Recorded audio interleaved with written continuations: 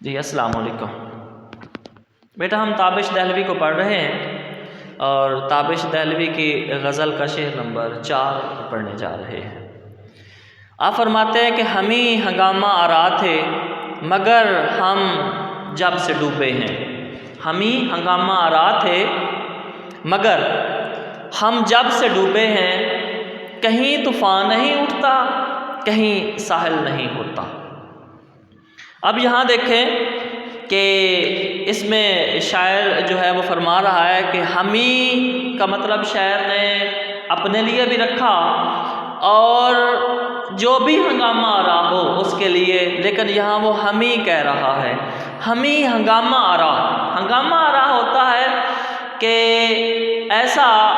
جس میں جو کہ اپنے اندر جو ہے اضطراب والا بندہ ہو، اضطرابی قوت رکھتا ہو،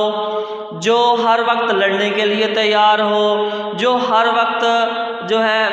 زندگی کا کوئی میدان ہو، جب بھی کوئی مشکل آئے تو وہ اس پہ ڈٹ جائے اور ہر وقت جو ہے وہ مشکل سے لڑنے کے لیے جو ہے وہ تیار کھڑا رہے، اس کو کہتے ہیں ہنگامہ آرا، جو طوفان برپا کرنے والا ہو۔ اور مگر جب سے ہم ڈوبے ہیں، جب سے ڈوبنے سے مراد ویسے تو ہے جیسے سورج ڈوب جاتا ہے، غروب ہو جاتا ہے، تو ڈوبنے سے یہاں مراد شہر جب سے ہم اس دنیا سے رخصت ہو گئے ہیں، جب سے ہم اس دنیا سے چلے گئے ہیں،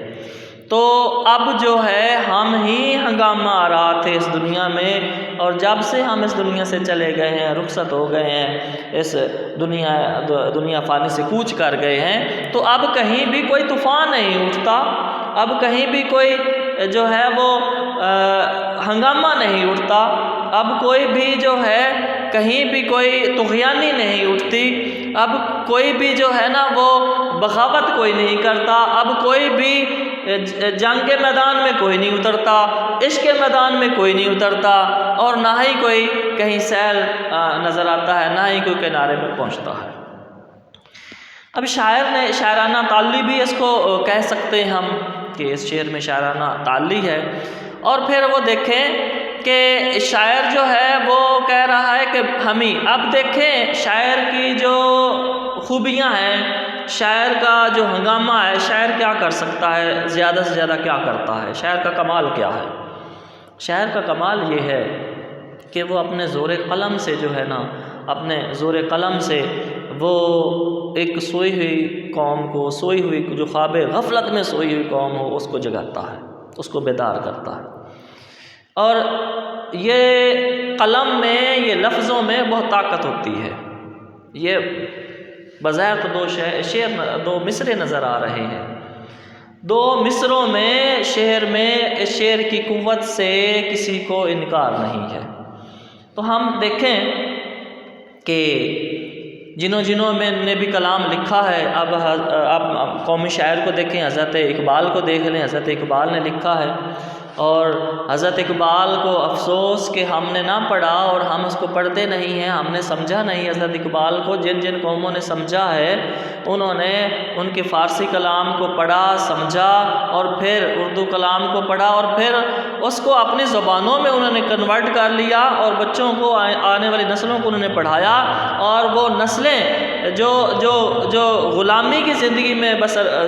زندگی بسر کر رہی تھی، انہوں نے بغاوت کی ہے، ظلم کے خلاف جو ہے انہوں نے اپنا جو ہے وہ علم بلند کیا ہے، آواز بلند کی ہے، اور انہوں نے اپنے وہ مقصد تک پہنچی ہیں، اپنی منزل تک پہنچی ہیں۔ اب دیکھیں ہر بندے میں جو لیڈرشپ کی، جو لیڈر کی جو ہوتی ہے نا، وہ خوبیاں نہیں ہوتی۔ اب لیڈر ایک آدھا ہی ہوتا ہے جو پوری قوم کو لے کے چلتا ہے۔ ہمارے ہاں اب دیکھیں ایسا کلام جیسا حضرت اقبال لکھ گئے ہیں، ایسا صدیوں بعد پیدا ہوگا، ابھی تک مشکل، شاید ہی کوئی ہمیں ملے گا ایسا۔ حضرت غالب جیسا شاعر ہمیں نہیں ملے گا، حضرت اقبال جس طرح کلام لکھ کے ایسا لکھنے والا کوئی نہیں،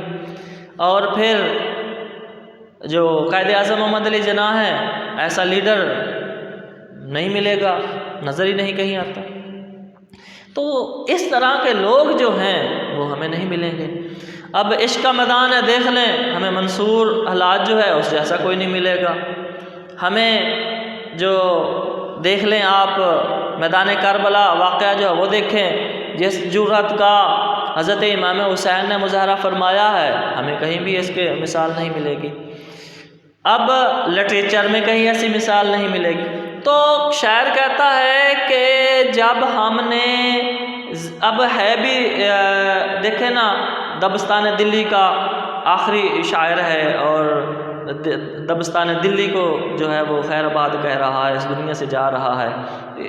اس لیے بھی یہ کہہ سکتا ہے کہ ہم ہی ہنگامہ رہا تھے۔ تو شاعر کہتا ہے کہ ہم ہی ایسے تھے جو زندگی، چاہے زندگی کی جنگ ہو، چاہے میدان جنگ ہو، چاہے عشق کی وادی ہو، ہم ہی وہ تھے جنہوں نے عشق کی وادی میں قدم رکھا۔ ہم غزل پڑھ رہے ہیں، چونکہ اگر ہم یہ اس کی تشریح، اس کا پہلو یہ دیکھیں کہ بھئی میں ہی ایک ایسا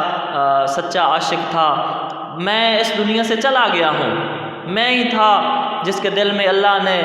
محبت رکھی تھی، جس کے دل میں، میرے دل میں سچا عشق تھا، میں ایک سچا اور مخلص جو